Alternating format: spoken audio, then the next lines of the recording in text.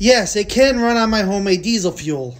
The mix I run for the furnace or for the turbo heater is normally 40% gasoline to 60% oil. See, I'm taking my turbo heater apart right now because I put the wrong mixture in it. This was 20% gas to 80% motor oil and clogged up the nozzle. So I'm just taking the nozzle out. I'm going to take it apart, clean it. I'm going to drain the tank, flush that out, and put the right mixture in it. So like I said before, when you're using these heaters burning motor oil, they run rich, so they'll smoke a little bit. So you do not want to use these turbo heaters inside a closed garage. It will burn your eyes really bad. I use this heater on days like today. I would have the door open like this. I would be outside working on something, and I'll have the turbo heater blowing right on me. Or I'll use it to put the heater in front of my machine underneath to start heating up the block and everything so I can start it up in the freezing cold. The other heater is working perfectly good. That has an electric fuel pump, so that has not had any issues.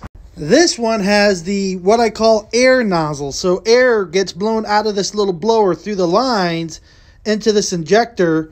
So air goes in here, fuel goes in here to spray it out the nozzle like a sandblaster. So these turbo heaters are a little bit more finicky compared to the little bit newer ones with electric fuel pump. See, this air-powered one only runs on 50 or 60 psi of pressure. The electric one is running at 100 psi of fuel pressure. So it's just like a furnace on your house. It requires about 100 to 200 psi to force that fuel through the nozzle to aerosolize it. Again, some drawbacks of running used motor oil as a fuel is a little bit corrosive in the main combustion chamber, so watch out for that. And also, it burns extremely hot, so you got to make sure your combustion chamber, your fireproofing and everything like that is perfectly good. And also you have a lot of extra carbon buildup, as you can see on this furnace on the inside.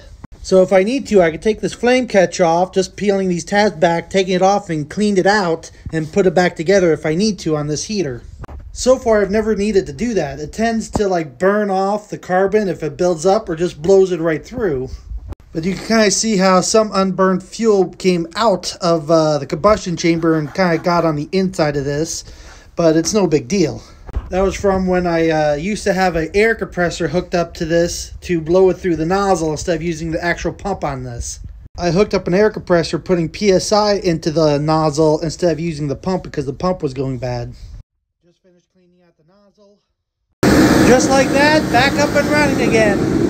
Like I said, it's 40% gasoline to 60% motor oil. If you're using the heater in confined space, use clear kerosene.